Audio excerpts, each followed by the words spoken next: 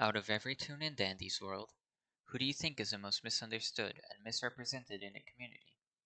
Some might say the star of the show, Dandy, with how the community often characterizes him as being a pure evil maniac. I'd understand that sort of answer. Or perhaps V. A lot of people seem to think she's rude and mean, and often depict her as quite unpleasant, when in reality she just has a bit of a short fuse and some sass. But she's otherwise nice to her friends. Or maybe Sprout and Cosmo come to mind. A lot of people seem to have some unsavory representations of those two. Ironic since they're bakers and all. But to me, what appears in my head when I think of misunderstood is our first holiday main character, Bobette Carolyn. I've seen many cases in the community where people just failed to read between the lines when it came to Bobette. A lot of people are even under the impression that her reason for twisting was because she was locked in the basement, which is ridiculous considering the holiday tunes aren't even locked up anywhere. The papers in the Easter map explicitly say that they self-isolate voluntarily. Not to mention, why would Bobette twist because of that when the other holiday tunes need extra trauma to make them twist? A lot of people seem under the impression that Bobette is just this silly, cheerful little tune with nothing going on.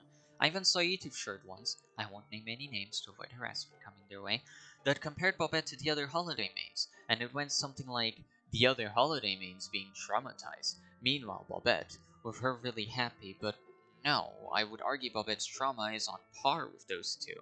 The community has just failed to notice the subtle hints planted by Quell. Bobette is an interesting case.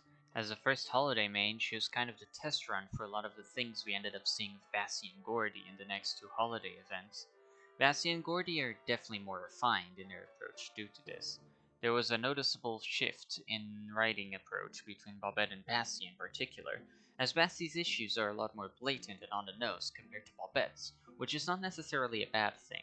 The community proved to Quell that taking a subtle approach would cause most people to miss it, so being more blatant is actually a good thing in this case. If more people understand the character, then that's a good thing. But Acid, what are Bobette's issues then? What is her deal, I hear you ask?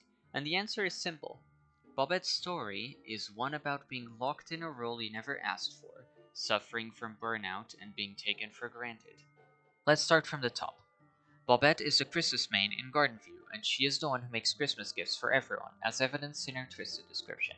Her trinket is even a toy kit, since she builds toys for people. Bobette is clearly under a lot of pressure to constantly do this for everyone, to the point where she doesn't have time for any other hobbies outside of being the Christmas main who makes toys, as shown in her interaction with Shelley. After this, I have to really focus on finishing my craft projects. Well, I wish you luck. I myself like to sew a little. You sew? I thought your thing was dinosaurs. Well, I can have my little side hobbies, don't you? Um, probably. I mean, yeah, sure I do. She didn't even seem to realize not making toys and being all about Christmas was an option in the first place, which paints a very tragic picture. Because what is she doing outside of making gifts for everyone? Nothing. Making gifts is all she does. All of this is already very much showing how she could be burnt out, but what adds insult to injury is the fact Bobette does so much for everyone and makes everyone presents during Christmas, but she doesn't get much in return. Astro has the ability to grant pleasant dreams to other toons, and has a handful of interactions with other toons where he even agrees to fulfill dream requests, like Rudy's and seemingly Gordy's before it started getting concerning. Looking for a good dream? A little. Say no more. Thank you. I used to ask Astro for the same dream every night when we got to see each other on season, but he told me I can't ask for specific dreams anymore. He said it got concerning. Like, what? No way. The two of them. They were there. They felt so familiar. But, I don't know. I'm sorry. I'm probably not making sense. So we know Astro fulfills specific dream requests, unless they, in Gordy's case, become concerning. So what does he do with Bobette's request?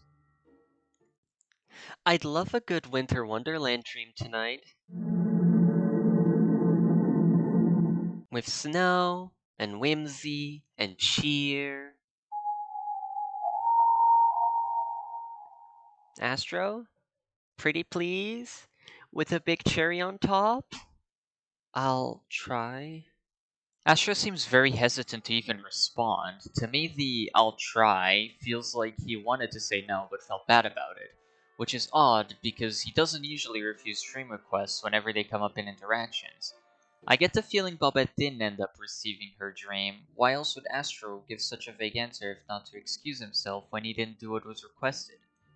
It's likely Astro has his reasons for not seeming keen on fulfilling Bobette's request, but it probably sucks for Bobette that one of the few times she asks for something, she doesn't get it, especially considering she's so selfless and is always giving things to people. To receive nothing in return from her friends must surely hurt. The only person who seems to actually give Bobette her open kindness is Ginger, who offers her treats. Ginger, it's so lovely to have you around. Oh, yeah, thank you. It's nice to see you as well. Thinking of making some of your sweet treats later? You'd be interested in some? Of course, that's why I'm asking, silly. Bobette is so used to being overlooked that she even seems surprised when you buy her toon license. Overall, she seems rather unsatisfied of her life. When completing machines, she says, I wish everything was as easy as that. which implies she is actively having a hard time in her life, because why else would she say something like that? Other toons often just remark that it was easy and move on, but she made it a point to wish her life was as easy as just extracting machines. Another point about her life being made needlessly difficult is her sweater. Bobette has an elevator voice sign about her sweater, This sweater's a little itchy. but she never even once thinks it's an option to take it off. I mean, it's her character design after all. She can't not have a Christmas sweater when she's a Christmas toon, even though the sweater is itchy all the time. Her interactions with Rudy seem to even imply she's growing tired of Christmas. When you buy Rudy from the shops, she says, Rudy! What a great friend. Pretty festive. Maybe a bit too festive. on one of her chats with him is, I love Christmas. Yeah, me too. We sure do love Christmas. Happens once a year. this would also make her request to Astro make more sense. She could be asking for a winter dream full of cheer because she's losing the magic of Christmas and wants to feel that joy again. People treating Christmas like a purely transactional period where they only expect gifts from Bobette and aren't willing to share in the kindness of it ruined Christmas for her. All of this culminates in her being twisted. After all this knowledge is put forward, her twisted description makes a lot more sense, doesn't it? One of the holiday main characters of Dandy's World, created to craft toys for everyone, has left her envious. If not preoccupied, she'll break into a full sprint at the sound of picking up an item in hopes of catching whoever she finds greedy. Be mindful, her speeds are hard to escape. Bobette is burnt out, tired of making gifts for everyone all the time and never receiving any recognition or gifts in return. She slaves away, making toys, and everyone just takes her for granted. It's what she was created to do. She couldn't possibly be anything else besides the toy maker Christmas toon. No matter how much she'd love to try something else, and how tired of Christmas she is. As she became more and more burnt out, her envy grew. How come everyone receives gifts, but not her when she works so hard? From her perspective, everyone is greedy. They only take things from her, receive her gifts, but when it comes to giving her some appreciation, suddenly no one lifts a finger. As you can see, Bobette is not boring. She isn't flat, she isn't loreless. It's honestly a little disheartening when I see a post or comment claiming she's the most boring main, or that she has no lore. Bobette has so much depth. People just haven't bothered reading into it, and it really sucks because she's my favorite character in the entire game. I love her and her lore so much, I wish more people looked beyond the surface level when it came to her. I hope the next Christmas event expands on her lore so that maybe more people finally understand her and more people will like her, perhaps. I hope this video helped change your mind regarding Bobette, and maybe you have a newfound appreciation for her and her character. What are your opinions on her? If you think I missed something about her character, feel free to leave a comment. I'm curious for your thoughts. And thanks for watching.